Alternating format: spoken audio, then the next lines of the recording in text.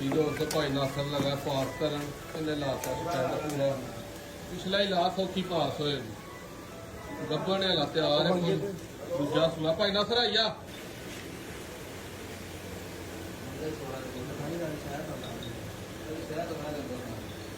ਇਹ ਜਦੋਂ ਸ਼ਹਿਦ ਆਏ ਨਾ ਇੰਜ ਦਾ ਉਦੋਂ ਵੀ ਮੱਝ ਹਲੇ ਕੱਚੀ ਹੁੰਦੀ ਹੈ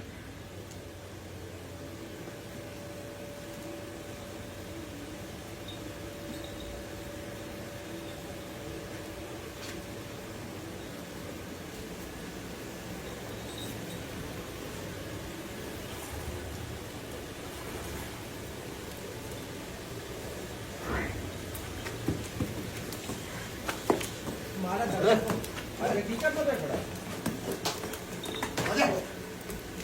आजा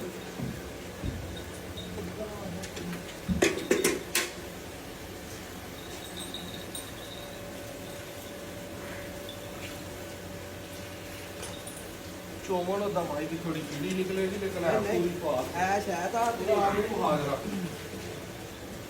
ਬੜਾ ਸੋਹਣਾ ਕਰਮਾ ਲਈ ਅਰੇ ਕੱਟੀਆਂ ਹੈ ਦੂਜੇ ਸੂਏ ਵਿੱਚ ਇਹਨਾਂ ਨੂੰ ਪਹਿਲਾਂ ਆ ਇੱਕ ਤਾਂ ਚਾਹੇ ਕੋਈ ਕਿਤੇ ਮੁਸ਼ਵਾਈ ਬੜੀ ਮੈਂ